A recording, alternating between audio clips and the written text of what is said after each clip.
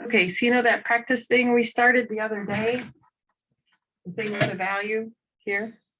So now we're going to be making a project where it can all interconnect, right? And in order to do that, we're going to need to use these measurements on our paper. 1 inch, 3 inch, 6 inch, 8 inch. 1, 3, 6, 8. 1, 3, 6, 8. Keep remembering these numbers. 1, 3, 6, 8. You're going to measure 1 inch, 3 inches, and 6 inches and 8 inches around all 4 sides of the paper. So I said the M word. I said measure. Measuring with a ruler. I have one here. I also have a Megaflex.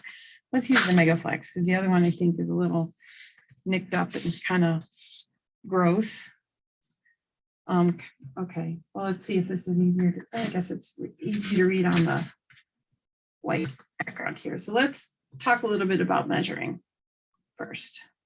All right, so when you measure something, you should always start with the edge of your ruler, or I'm sorry, the 0 inch here. That's the 0 starting mark. That 0 starting point should line up with the edge of your paper. So if I were going to be measuring here, see that 0 mark is with the edge of my paper right there, right? If I'm using my ruler here, this one I can barely see. There's a little dark line here, the very edge, that shows that it should be lined up at the end of the paper here. I was always taught that if you have a ruler where they start measuring at the end, you'd want to start at the 1 inch mark, just because sometimes that part gets messed up with kids tap them on a desk or whatever. But I think what we'll be using is your rulers from your kit, so you probably won't even need to worry about it. So it gets a little tricky because then you gotta do the conversions and all that. So I'm going to put a little backing against my ruler here. Hold on. Okay, so here's where that art training comes in handy again. Remember we talked about creative thinking? I put masking tape behind it so you can see the numbers a little bit better. All right, so we'll work on the focus. Here, right here, the long line next to the number, there's a number 1 with a long line next to it. That's 1 inch. Long line next to the 3 inches, 6 inches, 8 inches. 1, 3, 6, 8. All right. So here I'm going to start to measure. I'm going to line up my paper, the edge of the paper with the ruler, and I'm going to make a mark at 1 inch, at 3 inches. Move the camera over a little bit. 6 inches, 8 inches. 1, 3, 6, 8. Okay. Then I'm going to turn my paper. And again, line it up with the edge here. Make a mark 1, 3, 6, 8. Rotate the paper again. 1 inch, 3 inch, 6 inch, 8 inch, and then one last time. 1, 3, 6, 8. All right, 1, 3, 6, 8 across all the sides. So right now, I'm looking at my paper. I can see I have it marked 1 inch, 3 inch, 6 inch, 8 inch on all sides. And everybody's getting the same size paper. And if we all make the same measurements, where those two measurements end a pipe, it should connect to the next person's pipe. All right. So what I'm going to do is between the 1 and the 3, between the 6 and the 8, I'm going to make a little line. And this little line is going to show where the pipes that we're going to draw are going to end.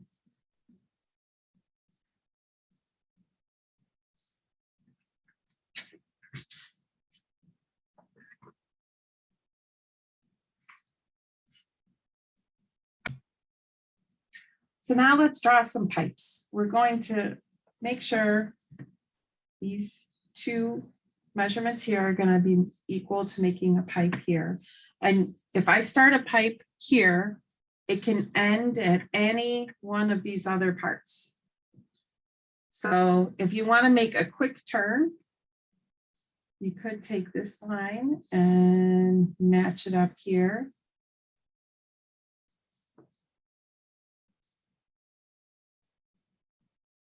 And there's the start of one pipe. Let's see, maybe we could make another pipe that is going to come out. And then it'll curve down here.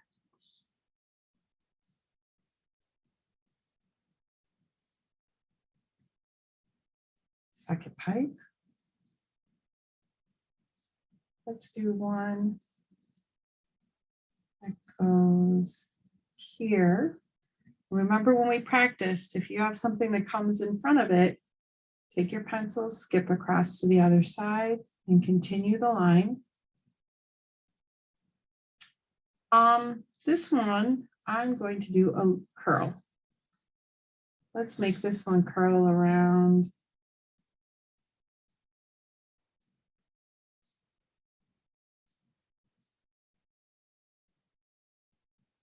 And this would follow behind here, so you're not going to see part of that. And then let's have it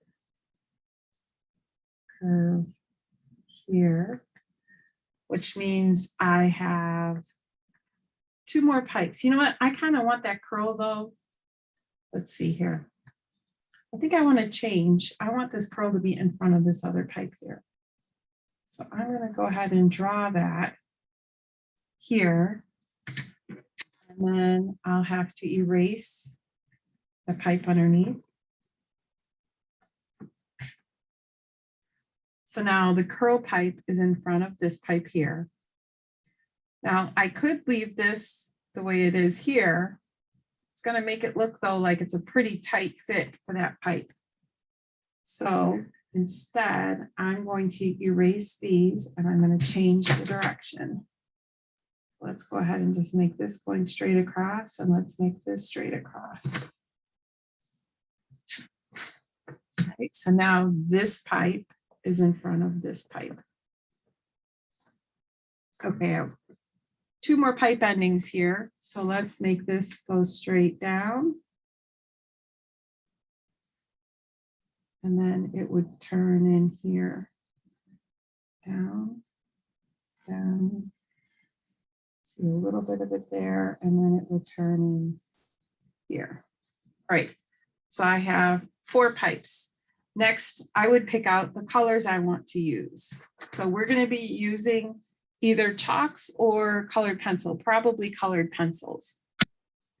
Before I put down the colors, I want to practice making tints and shades with each color. So I picked a few colors that I thought I might want to try out. So here I've got the red, blue, pink, yellow, green, purple.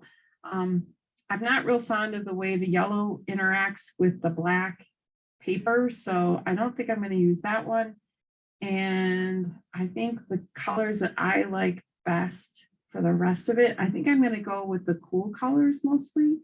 I'm going to go with the blue, the purple, the green, but then I want to add in pink, and then just to give it a little bit of contrast.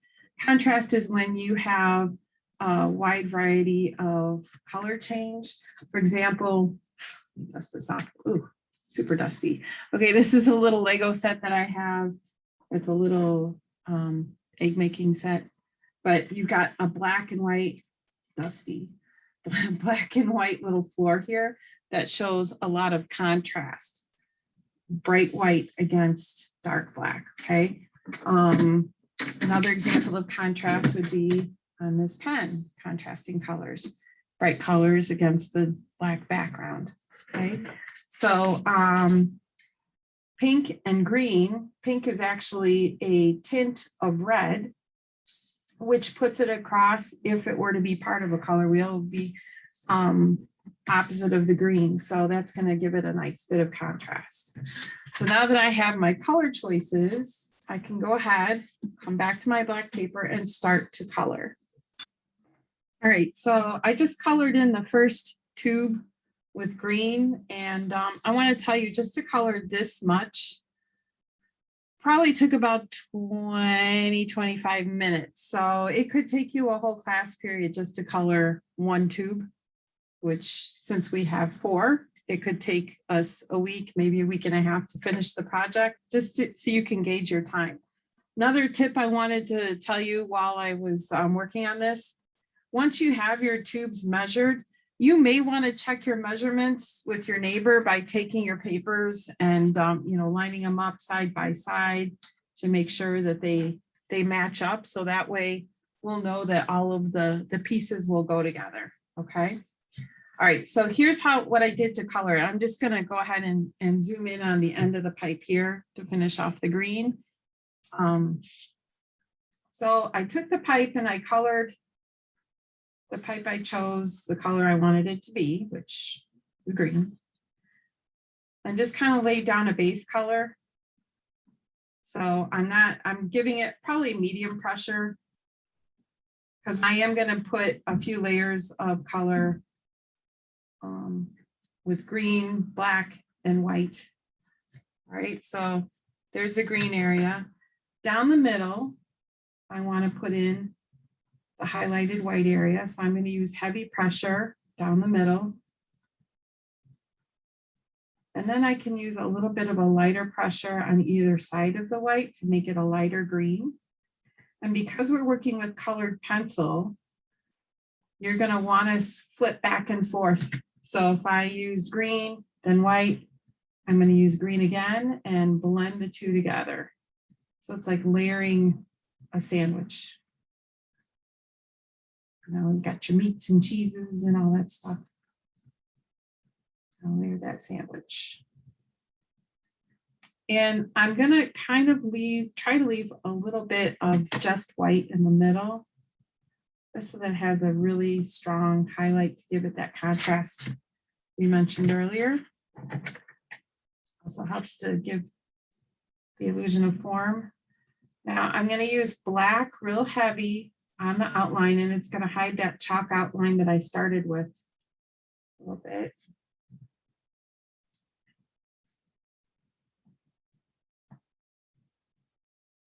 And I do want this to go off the edge of the paper. So I have a little sheet of scrap paper underneath here that I'm letting the colored pencil go off onto. So that way it will connect better with the next person's drawing.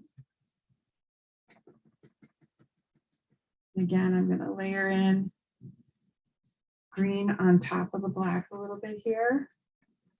I can try to get it as solid of a color as I can onto the paper. So I got to tell you, I'm going to be honest, my hands are like in pain right now because I'm using a lot of pencil pressure.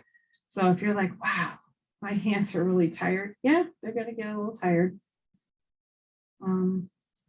That's just part of it. We used to have to spend a minute in art class and just kind of shake our hands, loosen up the muscles a little bit. Your art ed and a workout, but it's good for you. Told your parents at the open house we're going to be using hand muscles you probably haven't used in a while since use the foam ones more often than not. All right, so let me back this up a little bit and adjust the focus. Okay, so we've got, again, white down the middle, black on the edges, both edges of the pipe, and then the main color throughout the pipe. So I'm going to go ahead and finish coloring in the rest of this, and hopefully we'll get to see a finished product. All right, guys, I just finished the making the pipes. So you can see the tints and shades of each of the colors going around as you're working. Don't be afraid to turn your paper as you work to get a more comfortable angle on it. But yeah, so go ahead and start putting some color in there.